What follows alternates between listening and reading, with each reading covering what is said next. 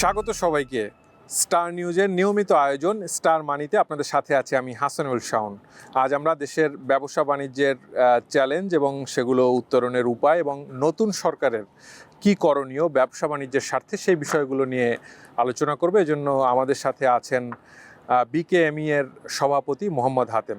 স্বাগত আপনাকে। যেমনটি বলছিলাম যে নতুন সরকার দায়িত্ব গ্রহণ করেছে, তো আপনারা দীর্ঘদিন ধরে আসলে অনেক কিছু বলে আসছেন। অন্তর্বর্তী সরকারের একটা সময় পার হয়েছে, সেই জায়গায় প্রায় কিছু প্রত্যাশা আপনাদের ছিল, বিশেষ করে বিনিয়োগ থেকে শুরু করে অনেক ক্ষেত্রে আপনারা রাজনৈতিক সরকার চাচ্ছিলেন। তো এই যে নতুন সরকার দায়িত্ব নিল, মানে শুরুতেই যদি সেই জায়গা থেকে বলেন যে এই সরকারের কাছে আসলে আপনাদের ব্যবসায়ী নেতাদের, ব্যবসায়ী কমিউনিটির প্রত্যাশা কী? আমরা প্রথমেই অভিনন্দন জানাই নতুন সরকারকে, এবং একই সাথে অতীতের ন্যায় আমরা অত্যন্ত আশাবাদী যে এই সরকার অতীতে যেমন বিএনপি সরকার আমলে আমাদের গার্মেন্টস সেক্টরটা অনেক ফ্লারিশ করেছিল, কিন্তু তো আমরা আশা করব যে এই সরকারের আমলেও সেটা হবে, এবং এটা মানে হওয়ার মতো কিন্তু কিছু নমুনা কিন্তু ইতিমধ্যে স্থাপন করেছেন। আমরা মাননীয় প্রধানমন্ত্রী যিনি হলেন ওনার সাথে আমরা গত মাসের শুরুতে আমরা বসছিলাম। তো তখন ওনার সাথে আমাদের আলোচনা হয়েছে, এবং সেদিন আলোচনার প্রেক্ষিতে তিনি যা যা বলেছিলেন আমরা ইতিমধ্যেই ওনার কাজে কর্মে কিন্তু সেটার প্রতিফলন আমরা দেখতে পাচ্ছি। এই জন্য আমরা কিন্তু আমাদের আশাটা প্রত্যাশাটা অনেক বেড়ে গেছে। তো আমরা যেটা মনে করি যে বিগত সময় দীর্ঘদিন আমি বলে আসছি যে আমাদের টোটাল গার্মেন্টস সেক্টর দেশের অর্থনীতি আইসিইউতে আছে, এবং সেটা বাংলাদেশ ব্যাংকের রং পলিসির কারণেই মূলত এটা ছিল। এটা আমি স্পষ্টতই বলেছি, গত কয়েক মাস যাবতই বলে যাচ্ছি। তো এখন নতুন গভর্নর আসছেন, আমাদের খুব প্রত্যাশা বা আমরা আশাবাদী যে নতুন গভর্নমেন্ট যেহেতু এটা অনেক সমালোচনা অনেকে নিয়ে হচ্ছে, অনেক রকমের নেতিবাচক কথাবার্তা হচ্ছে, কিন্তু আমরা কিন্তু খুব আশাবাদী কেন, যে উনি কিন্তু প্র্যাকটিক্যাল ফিল্ডে কাজ করা একজন লোক। তো উনি জানেন যে সমস্যাগুলি কোথায়। তো আমার ধারণা, আমার বিশ্বাস যে ওনাকে ব্যক্তিগতভাবে আমি চিনি, দীর্ঘদিন যাবতীয় চিনি, ওনার সততা সম্পর্কে কোনো দ্বিমত কিন্তু কারণে আমাদের কাছেও নেই। আমরা খুব তাকে ভালো সততা সম্পর্কে আমরা জানি। তো উনি যদি ওই সততা মেনটেন করে কাজ করতে পারেন, নতুন গভর্নরের কথা বলছি, যদি কাজ করতে পারেন, এবং একই সাথে তার যে টিম অর্থাৎ বাংলাদেশ ব্যাংকের আদার্স যারা আছেন শীর্ষ কর্মকর্তাবৃন্দ, ওনারা যদি তাকে পুরোপুরি সাপোর্টটা দেন, সরকার যদি তাকে সহযোগিতা করে, তাহলে আমার তো উনি সফল না হওয়ার কোনো কারণ আমি দেখছি না। কারণ উনি প্র্যাকটিক্যাল ফিল্ডের মানুষ। হ্যাঁ, ওনার সীমাবদ্ধতা হয়তো অনেক থাকতে পারে, কারণ আগে সবাই ছিলেন বিশাল বড় অর্থনীতিবিদ, অনেক বড় মাপের অর্থনীতি। মানে সেই জায়গাটায় এক ধরনের আলোচনা সমালোচনাও আছে যে ব্যবসায়ী থেকে প্রথমবারের মতো গভর্নর করা হলো গার্মেন্টস ব্যবসায়ী থেকে, বিশেষ করে মানে সেই জায়গাটায় মানে বাংলাদেশ ব্যাংকের ফাংশন তো আসলে মানে অনেক ধরনের, মানে পুরো আর্থিক খাত নিয়েই আসলে চিন্তা ভাবনা বা পলিসি মেকিং এর বিষয় থাকে। মানে সেই জায়গাটা থেকে আচ্ছা, এখানে যদি আপনারা আশাবাদী, আমি এটাকে যদি এইভাবে একটু বিশ্লেষণ করি, ভাগ করি, যেমন আগের যিনি গভর্নর ছিলেন আহসান এইচ মনসুর সাহেব, তিনি মুদ্রানীতি, তারপরে ডলার ক্রাইসিস, ডলারের ইয়েগুলি, তারপরে ব্যাংক লুটপাটের যেভাবে মানে উনি এটাকে নিয়ন্ত্রণ করেছেন, এটা অবশ্যই উনি সাধুবাদ পাওয়ার যোগ্য। এবং সেই ধারাবাহিকতা যদি উনি এই নতুন গভর্নর বজায় রাখেন, তাহলে ওই সাইডটা কিন্তু সমস্যা হবে না, ওইটা ক্লিয়ার থাকবে। ওই ধারাবাহিকতা উনি বজায় রাখবেন, মানে সংস্কারটা অব্যাহত থাকবে, সেটা আপনারা চান। রাইট, সংস্কারটা অব্যাহত থাকবে। দ্বিতীয়ত, গত গভর্নর যিনি যেই জায়গাটাতে ব্যর্থ ছিলেন, অর্থাৎ ফিল্ড লেভেলে, প্র্যাকটিক্যাল লেভেলে যে সমস্যাগুলি হচ্ছিল, এই সমস্যাগুলিকে আমলে নিয়ে সেই অনুযায়ী সিদ্ধান্ত বাংলাদেশ ব্যাংক থেকে আমরা পাইনি। আমি কিন্তু এটা প্রতিনিয়ত বলেছি। এই জায়গাটাতে উনি যদি আবার ওইটাকে কভার করে দিতে পারেন, তাহলে পলিসি আগের মতো চললো, আর নতুন করে আগের গভর্নর যেই জায়গাটাতে ব্যর্থ ছিলেন, এই জায়গাটাকে যদি উনি অ্যাড্রেস করেন, যেটা ওনার পক্ষে সম্ভব, কারণ উনি প্র্যাকটিক্যাল ফিল্ডে এই সমস্যাগুলি দেখে আসছেন, ফেস করে আসছেন, সেই জায়গাটাকে যদি উনি রেকটিফাই করে দিতে পারেন, এবং বিভিন্ন ব্যাংকে যে সমস্যাগুলি করতেছে বর্তমানে, আমদানি রপ্তানি কার্যক্রমে যেভাবে বাধাগ্রস্ত হচ্ছে বাংলাদেশ ব্যাংকের রং পলিসির কারণে, সেই জায়গাটাকে যদি উনি ঠিক করে দেন, তাহলে তো আমার তো বিশ্বাস যে উনি সফল হবেন। এমনি এখন কি ধরনের সমস্যা হচ্ছে আসলে? সমস্যা যেমন ধরেন বাংলাদেশ ব্যাংকের পলিসির কারণেই দেখা গেল যে একটা ওভারডিউ থাকলেই আমার ব্যাক টু ব্যাক বন্ধ, ওভারডিউ থাকলেই আমার শ্রমিকের স্যালারি দেওয়া বন্ধ। তো এই যে বন্ধ, আপনি আপনি হয়তো আমাকে ব্যাক টু ব্যাকটা দিচ্ছেন 20 দিন পরে গিয়া, 25 দিন পরে গিয়া, 1 মাস পরে গিয়া, ততক্ষণে কিন্তু আমি কিন্তু বিশাল ক্ষতিগ্রস্ত হয়ে গেলাম। কারণ আমার লিড টাইমের 20-25 দিন, 1 মাস যদি চলে যায়, এরপরে টাইমলি আমি শিপমেন্টটা করতে পারবো না, না পারলে তখন আমার কিন্তু আইদার আমাকে এয়ার শিপমেন্ট দিতে হবে অথবা আমাকে ডিসকাউন্ট দিতে হবে। তাহলে কিন্তু আমি যেমন ক্ষতিগ্রস্ত হইলাম, আর এয়ার শিপমেন্ট দিলে আমার 50%-এর উপরে আমার চলে গেল। তাহলে এই যে দায়টা তৈরি হলো ব্যাংকের এই বিলম্বিত অসহযোগিতার কারণে, তা আমার যে দায়টা তৈরি হয়ে গেল, এটার তখন তো আমি তো এই দায় শোধ করতে পারবো না।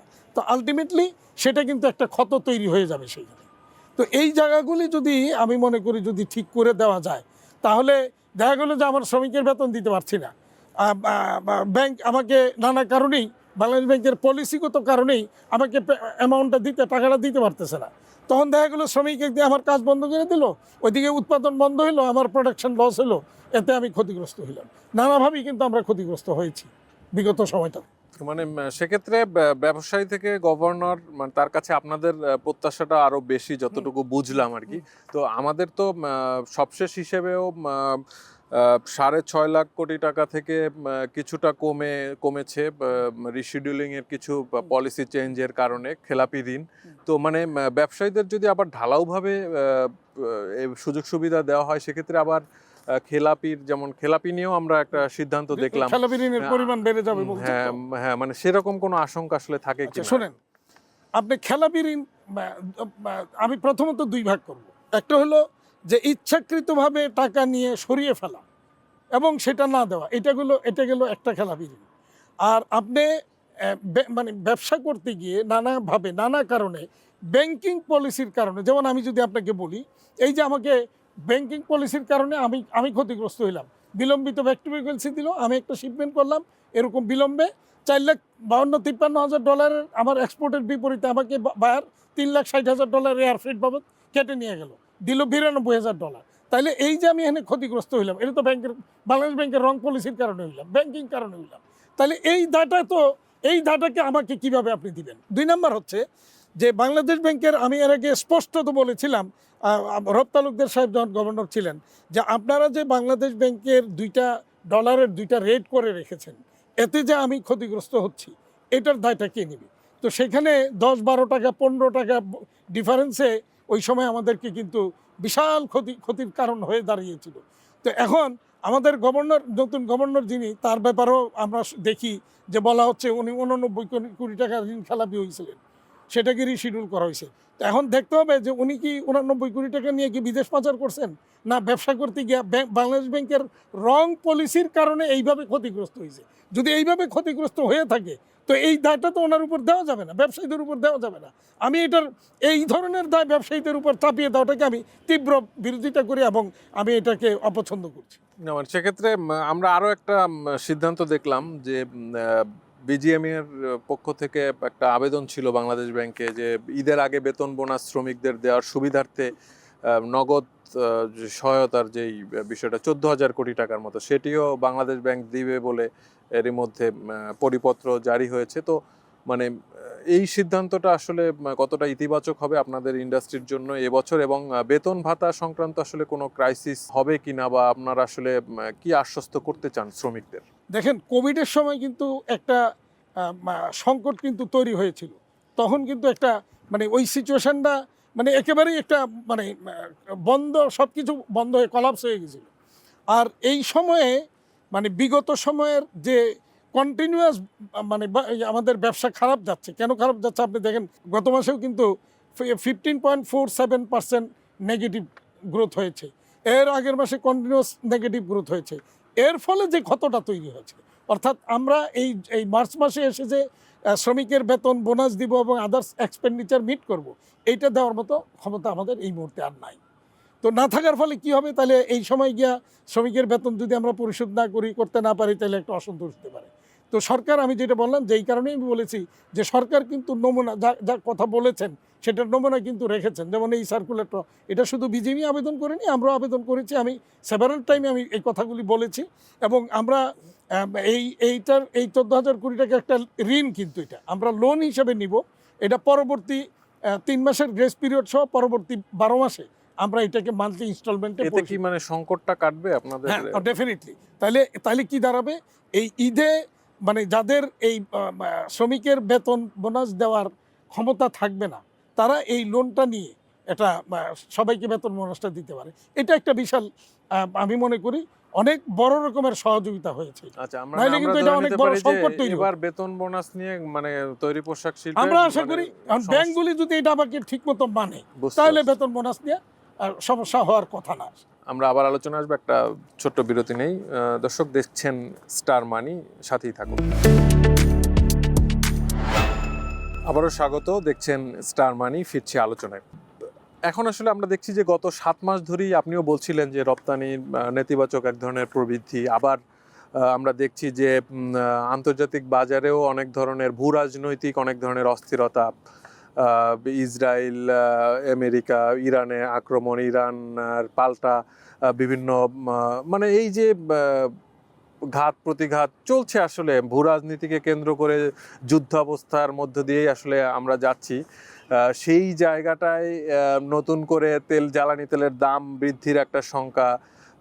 অলরেডি আমরা দেখছি যে আন্তর্জাতিক বাজারে দাম বাড়ছে, কিছু হরমুজ প্রণালী সহ কিছু ট্রান্সপোর্টেশনে সমস্যা হচ্ছে। তারপরে আপনাদের পণ্য পরিবহনের খরচ বেড়ে যাবে এবং বাংলাদেশের অনেক আমদানিকারক রপ্তানিকারকরাও বলছেন যে এই হরমুজ প্রণালী বন্ধ হওয়া বা তেলের দাম বৃদ্ধি সব মিলিয়ে আসলে মানে একটা খুব খারাপ সময়ই হয়তো আসছে সামনে। মানে আপনারা আসলে এই আপনাদের প্রেডিকশনটা কি, বা মানে কোন পরিস্থিতির মধ্যে দিয়ে আমরা যাচ্ছি, বা আমরা আসলে এটা উতরাবো কিভাবে? আপনি দেখেন গত 7 মাস কন্টিনিউয়াস কিন্তু এক্সপোর্ট ডিক্লাইন করেছে, যেটা বাংলাদেশের ইতিহাসে এই প্রথম। এরাই কিন্তু কখনোই মানে 2-3 মাস বা 4 মাস বা 7 মাস এইভাবে কিন্তু এক্সপোর্ট ডিক্লাইন করেনি। 1 মাস হয়তো ডিক্লাইন করেছে, পরের মাসে আবার ঘুরে দাঁড়িয়েছিল, কিন্তু এইবারই প্রথম এইভাবে কন্টিনিউয়াস হয়েছে। এটার কারণ হচ্ছে যে বিগত দিনের যে মন্দা, রাশিয়া ইউক্রেন যুদ্ধ, কোভিড উত্তর বিভিন্ন রকমের অর্থনৈতিক সংকট, এই সব কিছু এর জন্য। আর পাশাপাশি আমাদের যে জ্বালানি সংকট, এটাও একটা অন্যতম কারণ। ব্যাংকের অসহযোগিতা, আইন শৃঙ্খলা পরিস্থিতি সবগুলি মিলিয়েই, এবং আমাদের একটা নির্বাচন গেল, তো এইগুলি সব কিছু নিয়েই বায়াররা একটু শঙ্কিত ছিল, অর্ডার প্লেসিংটা কম করেছে, যার কারণে কন্টিনিউয়াস আমরা কিন্তু আমাদের এটার খেসারত টানতে হয়েছে। সামনের দিনগুলি কি হবে এটা ডিপেন্ড করবে যে সরকার এখন পলিসিটা কিভাবে দিবে এবং এটা স্থিতিশীল অবস্থান তৈরি করতে পারে কিনা। তবে এখন পর্যন্ত যে আমাদের কাছে যে ফোরকাস্ট, তাতে জুন পর্যন্ত রপ্তানি পজিটিভ গ্রোথের দিকে যাওয়ার সম্ভাবনা নেই। তো পরবর্তীতে গিয়ে দেখা যাবে যে কি দাঁড়ায়। এখন এই পরিস্থিতিতে আপনি দেখেন, আপনি ইয়ের কথা বললেন, হরমুজ প্রণালীর কথা বললেন। হরমুজ প্রণালী এবং আরেক দিক হলো সুয়েজ খাল। তো আমাদের ইউরোপ ডেস্টিনেশনের মেইন রোডটা হচ্ছে সুয়েজ খাল। আমরা রেড সিটা পার হয়ে সুয়েজ খাল দিয়ে গিয়ে জাহাজগুলি ঢুকে। এখন কিন্তু রেড সিটা বন্ধ, এই হরমুজ প্রণালীর কারণে, যুদ্ধের কারণে রেড সি হরমুজ প্রণালী বন্ধ। ফলে হরমুজ প্রণালী হয়ে যেটা সুয়েজ খাল দিয়া ইউরোপ ডেস্টিনেশন ঢুকতো, সেটাও বন্ধ হয়ে গেছে। এর ফলে কি দাঁড়াচ্ছে, এখন আমাদের যে শিপমেন্টগুলি, জাহাজগুলি একদম কেপটাউন দিয়ে ঘুরে, মানে ভারত মহাসাগর হয়ে গিয়ে কেপটাউন দিয়ে ঘুরে আটলান্টিক মহাসাগর দিয়ে এটা ইউরোপে যাবে। তার ফলে সেখানে তাকে 7 দিন 7,000 মাইল নটিক্যাল মাইল ঘুরে তাকে 7 দিন অতিরিক্ত সময় লাগিয়ে তাকে যেতে হবে। খরচ বাড়বে, সময় বাড়বে। ফলে বায়ারদের কিন্তু এক প্রকার মানে অর্ডার শূন্যতা বা কাজে, মানে তাদের কাছে কিন্তু পণ্যের স্বল্পতা দেখা দিতে পারে। মানে এখানে আসলে করণীয় কি আছে? এখন করণীয় যেটা, এখানে আসলে আমাদের করণীয় কিছু নেই এই জায়গাটাতে, কারণ এই জায়গায় আমরা সবাই অপারগ। আর অপরদিকে আপনি দেখেন মিডল ইস্টের দেশগুলিতে ইরান যে আক্রমণ করেছে, ফলে মিডল ইস্টের টোটাল মানে আমাদের এখান থেকে যে এয়ারফ্রেটগুলি যেত, এগুলি সব বন্ধ। ফলে আমাদের যে নিত্যদিনের যে পণ্য যেগুলি এয়ারে যেত, যেমন শাকসবজি থেকে নানা রকমের পণ্য, মাছ, ফিশ, ফ্রোজেন ফুড, এগুলি সবই কিন্তু বন্ধ হয়ে গেছে। তো আমি আমি একদিকে যেমন বিকেএমইর প্রেসিডেন্ট, আবার কিন্তু আমি এক্সপোর্টার্স অ্যাসোসিয়েশন অফ বাংলাদেশ, সেটারও আমি প্রেসিডেন্ট। তো সেই সূত্রে আমার আন্ডারে কিন্তু সেখানে আমার ওই এক্সপোর্ট ইএবির আন্ডারে কিন্তু সবগুলি এক্সপোর্ট অ্যাসোসিয়েশন কিন্তু রয়েছে। তো তাদের আর্তনাদ, তাদের শঙ্কা, তাদের বক্তব্য কিন্তু আমাকে প্রতিনিয়ত শুনতে হয়। তো সেই ক্ষেত্রে আমি যেটা দেখছি যে টোটাল রপ্তানি খাতেই দেশের একটা এই রাশিয়া ইউক্রেন যুদ্ধের পরে এখন মার্কিন ইরান যুদ্ধের কারণে এটা বিশালভাবে ক্ষতিগ্রস্ত হবে, এবং এটা যদি 1 মাসের উপর মানে দীর্ঘায়িত হয় তাহলে তো এটা মহাসংকটে গিয়ে দাঁড়াবে। আমরা প্রত্যাশা করব আসলে এই সংকটগুলো যত দ্রুত কেটে যায় ততই ভালো সবার জন্য। বিএনপি সরকারের প্রসঙ্গে আবার একটু আসি, যে নতুন সরকার বিনিয়োগে আপনারাই বলছিলেন যে অন্তর্বর্তী সরকারের সময় আসলে বিনিয়োগ ওইভাবে প্রত্যাশা করা আসলে কঠিন, এবং খুব একটা আমরা দেখেছি যে সেটা হয়ওনি। তো নতুন সরকার আসলে আসছেন, তো বিনিয়োগের ব্যাপারে আসলে এই সরকারের প্রতি আপনাদের সাজেশন কি থাকবে? মানে কি মোটা দাগে করলে এই সরকার বিনিয়োগটা ত্বরান্বিত হবে দেশি বিদেশি দুই ক্ষেত্রেই? দেখেন, গত সরকার কিন্তু বিনিয়োগ বাড়ানোর জন্য অনেক চেষ্টা করেছেন। একটা খুব সফল একটা সামিট, বিনিয়োগ সামিট ওনারা করেছিলেন, কিন্তু আয়োজনের দিক থেকে বা পার্টিসিপেশনের দিক থেকে এটা সফল হলেও আলটিমেটলি কোনো বিনিয়োগকারী কিন্তু আসেনি। তেমন আসে নাই। কারণ হচ্ছে এনে দুইটা কারণ। প্রথমত কারণ হলো যে একটা মানে যেহেতু নির্বাচিত সরকার নেই দেশে, রাজনৈতিক নির্বাচিত সরকার নেই, একটা আনসার্টেন পরিস্থিতিতে কেউ বিনিয়োগ করতে সাহস করেনি। 2 নম্বর হচ্ছে এখানে যে আমাদের দেশীয় যে পলিসি, দেশের যে পলিসিগুলি ছিল, বেশ করে ধরেন এনবিআর এর পলিসি, বাংলাদেশ ব্যাংকের পলিসি বা ট্যাক্সেশন পলিসি, তারপরে জ্বালানি সংকট, এই সব কিছু নিয়েই কিন্তু একটা নেতিবাচক অবস্থান তৈরি হয়েছিল বিনিয়োগের জন্য। তো সেই ক্ষেত্রে বিনিয়োগকারীরা ধরেন বাইরে থেকে আসবে, তারা তো এসে আগে দেখে যে দেশের বিনিয়োগকারীরা কেমন আছে, ভালো আছে কিনা। তো আমরা তো ভালো ছিলাম না, এবং একই সাথে ভালো তো ছিলামই না, এবং উপরন্তু আমার যে গত সরকার আমাদের সাথে, আমরা মেজর স্টেক হোল্ডার যারা, আমাদের সাথে বসার কোনো প্রয়োজনীয়তা ওনারা অনুভব করেননি, যেটা আমাদের জন্য সবচেয়ে বড় সমস্যা কিন্তু আমাদেরকে ফেস করতে হয়েছে। তো এই কারণেই ধরেন বিনিয়োগটা আমাদের আসেনি। তো এখন তাহলে নতুন সরকারের করণীয় কী? নতুন সরকারের করণীয় প্রথম কাজ হচ্ছে আইনশৃঙ্খলা পরিস্থিতিটাকে কন্ট্রোলে আনা, জিরো টলারেন্সে নিয়ে আসা। দ্বিতীয়ত হচ্ছে আপনার বিনিয়োগের জন্য যে পরিবেশ, যে ধরেন আবার জ্বালানি সংকটটাকে দূর করা, আবার আইনশৃঙ্খলা পরিস্থিতিটাকে উন্নতি করা, কাস্টমসের নানা রকমের পলিসিগুলি ঠিক করা, ব্যাংকিং পলিসিগুলি ঠিক করা। এই কাজগুলি যদি সরকার দ্রুত করতে পারেন তাহলে বিনিয়োগ হয়তোবা আমরা আশা করতে পারি। এখন তো আমরা দেশীয় বিনিয়োগকারীরাই তো একটা হতাশার মধ্যে আছি, বেঁচে থাকার সংগ্রামে লিপ্ত, টিকে থাকার সংগ্রামে লিপ্ত। তাহলে নতুন করে তো আমরা বিনিয়োগ বা এক্সপানশন আমরা চিন্তাই করতে পারি না। আর আমাদের যখন দেখবে আমরা এরকম একটা হতাশাগ্রস্ত মধ্যে দিয়ে যাচ্ছি, তাহলে বিদেশি বিনিয়োগকারীরা বা নতুন বিনিয়োগকারীরা এসে কিন্তু আর বিনিয়োগ করতে সাহস পাবে না। সবশেষ ট্রাম্পের শুল্ক অবৈধ ঘোষণা করেছে তাদের কোর্ট। এরপরে আবার 10 থেকে 15% একটা শুল্কের চেষ্টা করছে ট্রাম্প আর কি। তো মানে এই একটা সমালোচনা উঠেছে যে অন্তর্বর্তী সরকার শেষ সময়ে বাণিজ্য চুক্তি করে আমাদের অনেক স্বার্থের বিপরীত অনেক বিষয় আমরা মেনে নিয়েছি, বা সেরকম একটা সমালোচনা আছে। মানে আপনাদের ব্যবসায়ী কমিউনিটির নেতা হিসেবে এই বাণিজ্য চুক্তি যুক্তরাষ্ট্রের সাথে, সেটাকে কেমনভাবে দেখেন একটু কমেন্ট জানতে চাই। আর এই ট্রাম্পের শুল্ক যুদ্ধ আসলে আপনারা কিভাবে হ্যান্ডেল করতে চান আর কি? প্রথমত হলো ট্রাম্পের এই শুল্ক যুদ্ধ একটা আনপ্রেডিক্টেবল। এখনো পর্যন্ত আমরা অথবা তার দেশের যে কাস্টমার বায়ার যারা, তারাও কিন্তু এখনো নিশ্চিত হতে পারছে না আসলে শেষ পর্যন্ত কি হবে। যার ফলে আপনি দেখেন মার্কিন যুক্তরাষ্ট্রের রপ্তানি কিন্তু সবার কমেছে। দ্বিতীয়ত হলো যে এই যে আদালত যেটাকে বাতিল করলো, এরপরে আবার ট্রাম্প কী করলো, তার মানে প্রেসিডেন্টের যে ক্ষমতা বলে প্রথমে 10%, পরে আরও 5% বাড়ে 15% একটা ওভারঅল সবার জন্য একটা দিয়ে দিল। ফলে সারা বিশ্বেই কিন্তু একটা অর্থনৈতিক সংকট তৈরি হয়ে গেছে। মানে পুরো অর্থনীতির একটা টালমাটাল পরিস্থিতিতে চলে গেছে। কেউ কিন্তু এখন মানে নিশ্চিত হয়ে বলতে পারতেছে না কী হবে। যে ফলে রপ্তানি আদেশ মানে ঠিকমতো আসছে না, আর যেগুলো আসছে সেগুলিও পাঠাইতে গিয়ে নানা রকমের আমাদের সংকট ফেস করতে হয়। যেমন নতুন করে যখন 20% থেকে নেমে 19% হলো, পরবর্তীতে আবার 10-15 হলো। তো এখন বার তো আগে ওই 20% ক্যালকুলেশন করে 20% আগের আছে 15.5%, 35% ক্যালকুলেশন করে একটা প্রাইস চেক আমাদেরকে দিছে লাগাইতে। তো আমরা ওই প্রাইস চেক দিয়ে যখন মাল শিপমেন্ট করব, হঠাৎ ওইটা থামাই দিয়ে বলতেছে যে না, তুমি প্রাইস চেকটা চেঞ্জ করো। তখন আমাকে আবার প্রাইস চেক চেঞ্জ করতে হচ্ছে, কারণ এখন আবার তার ক্যালকুলেশন হচ্ছে ওই ওই 15% উপর ক্যালকুলেশন ভিত্তি করে। তো এই যে একটা সিচুয়েশন, এটা নিয়ে আসলে সবাই একটা সংকটের করণীয় কি মধ্যে। আসলে? সরকারের কি করণীয় কিছু আছে? মানে এখানে সরকারের যেটা আমি বলি, আপনি একটু দেখেন নন ডিসক্লোজার এগ্রিমেন্ট, এই যে চুক্তিটা হলো, চুক্তিটা করার আগ পর্যন্ত একটা নন ডিসক্লোজার এগ্রিমেন্ট ছিল, যার ফলে আমাদেরকে বা মিডিয়াকে সরকার এটাকে এই কী চুক্তি হতে যাচ্ছে সেটা অবহিত করেনি। কিন্তু চুক্তি করার পরে যেটা আমরা দেখলাম, সেটা আমরা বলবো যে এটা একটা অসম চুক্তি হয়েছে। এবং আমি সাথে আরও একটু যোগ করেছি যে এটা অনৈতিক চুক্তিও হয়েছে। অনৈতিকটা কী কারণে? সেখানে এমন কিছু ক্লজ আছে যেই ক্লজগুলি আসলে আমাদের পক্ষে নৈতিকভাবে মানা সম্ভব না। যেমন ধরেন ইসরায়েল যেভাবে এই ফিলিস্তিনের উপর হামলা করেছে, যেভাবে ওখানে মানে শিশুদের উপরে স্কুল, হাসপাতাল বা নানা ইয়েতে হামলা করে ওখানে জনজীবন অতিষ্ঠ করে তুলেছে, সেটাকে আমাদের কি সমর্থন করতে হবে? এটা অন্যায়, এটা অনৈতিক।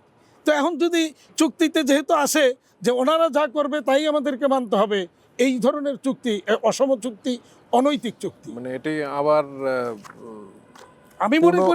আমি মনে করি যে এই চুক্তিটাকে আবার পুনর্বিবেচনা করা উচিত বর্তমান সরকারের। যে আপনাকে অনেক ধন্যবাদ স্টার নিউজে গুরুত্বপূর্ণ আলোচনায় অংশ নেওয়ার জন্য। ধন্যবাদ আপনাদেরকে, আপনাদের স্টার নিউজে এই আপনাদের ইয়েতে প্রথমবারের মতো আসলাম। তো আপনাদের এই কলাকুশলী সহ এই চ্যানেলের যারা দর্শক শ্রোতা প্রত্যেকেই আমি আমার বিকেএমইর পক্ষ থেকে, ব্যক্তিগত পক্ষ থেকে এবং পোশাক শিল্প পরিবারের পক্ষ থেকে আন্তরিক ধন্যবাদ জানাচ্ছি। দর্শক, আজ এখানেই শেষ করছি। সবাই ভালো থাকবেন, সুস্থ থাকবেন। ধন্যবাদ সবাইকে।